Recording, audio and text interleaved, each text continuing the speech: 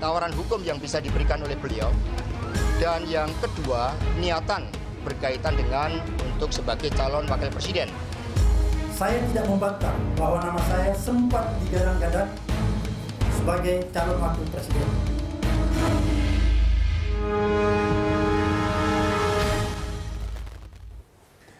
Efek domino testimoni Hasto kita lanjutkan. Ini memang sejak Hasto Kristianto melakukan konferensi pers mengenai Abraham Samad ini luar biasa yang terjadi setelah itu. Dan dampaknya bagi KPK terutama.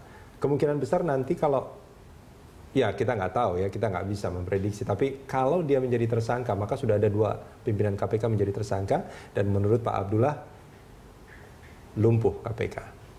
Ya, sebab kalau untuk, saya harus jelas semua di KPK itu bukan pendekatan figur, tapi pendekatan sistem. Jadi ada pimpinan atau tidak, semua bekerja. Itu karena sistem. Tapi yang persoalan undang-undang bahwa hal-hal yang bersifat strategis itu diputuskan oleh pimpinan. Jadi kegiatan di bawah penyidikan penuntutan itu atas nama pimpinan. Sehingga kalau perkara yang sudah status tersangka itu tetap jalan. Ya, tapi kalau yang calon tersangka, nah ini nggak bisa diproses karena pimpinan tidak ada untuk kemudian. Banyak nggak sih Pak sebetulnya? Wah, itu rahasia perusahaan. Rahasia perusahaan ini.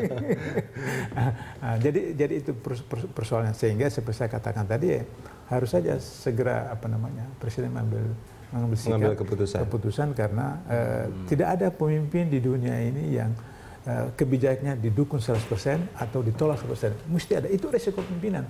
Kalau pimpinan tidak mau menerima risiko itu, jadi ketua kampung. Ketua kampung juga tetap risiko aja. Jadi nggak usah khawatir nanti begini. Kalau sudah sekali jadi pemimpin itu harus ambil sikap tegas. Sikap tegas seperti apa menurut Anda yang harus dilakukan? Nah, apakah dengan Kepres untuk memberhentikan itu, terus menerbitkan Perpu sekalian, atau bagaimana?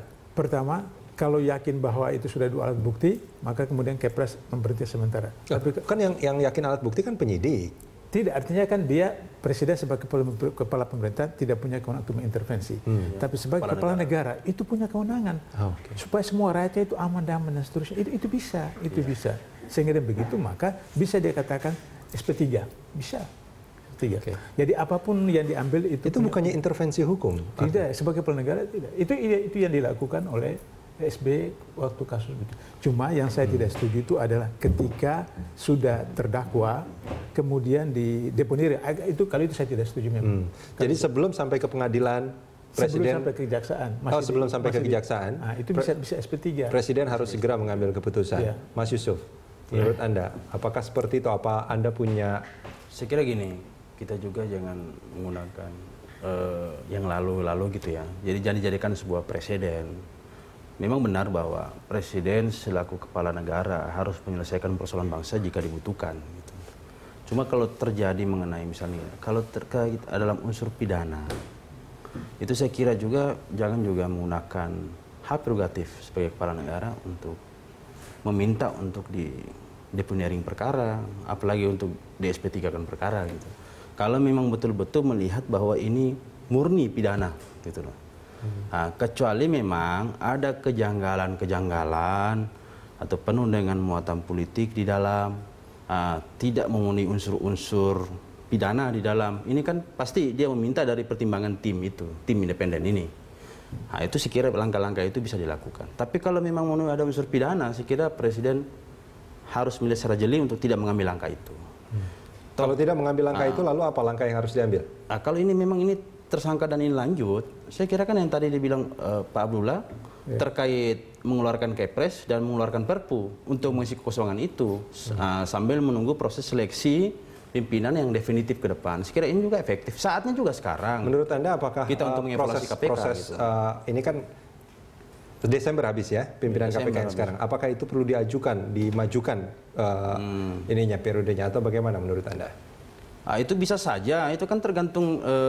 Menurut Anda mana yang lebih baik? Apakah dibiarkan tetap sampai Desember atau dimajukan? Kalau saya kira untuk sementara ini yang paling penting itu adalah Perpu dulu, mengisi kekosongan dulu.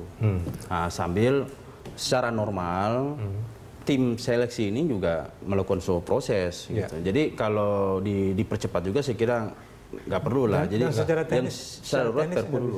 Secara teknis nggak bisa. Kenapa tidak bisa, Pak? Bisa karena jadwalnya itu yang ketat itu 6 bulan, ketat. 6 bulan.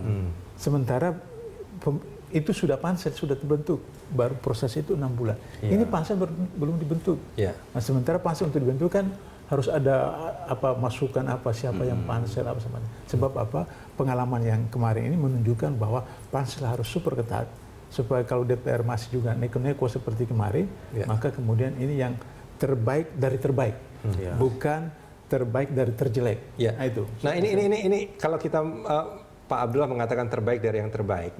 Kalau dari proses yang kemarin itu apa yang menjadi celah sebetulnya sehingga pimpinan KPK yang sekarang bisa jadi seperti ini? Apa yang harus dilakukan menurut Anda?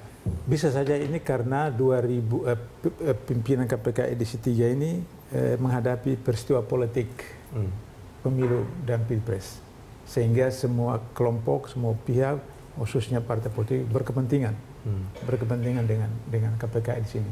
Sehingga ada kasus-kasus setiap individu figur-figur itu tidak diangkat di permukaan ketika proses seleksi di pansel ataupun fit and proper test, sehingga kemudian itu akan digunakan sebagai bom waktu kalau sewaktu terjadi, kemudian itu menjadi bargaining position. Itu saya melihatnya karena tahun politik 2014 kemarin itu. Baik. Oleh karena itu, karena ini masih jauh dari pemilu dan pilpres, maka pansel itu betul super hati-hati. Saya mengatakan tadi bahwa calon pimpinan KPK itu minimal umur 55 tahun.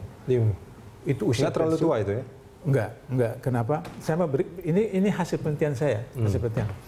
Pak THP itu ketika mendaftar itu umur 60 tahun. Mendaftar umur 60 tahun. Ini THP ini maksudnya tumpah katorangan. Ini istilah di KPK aja saya.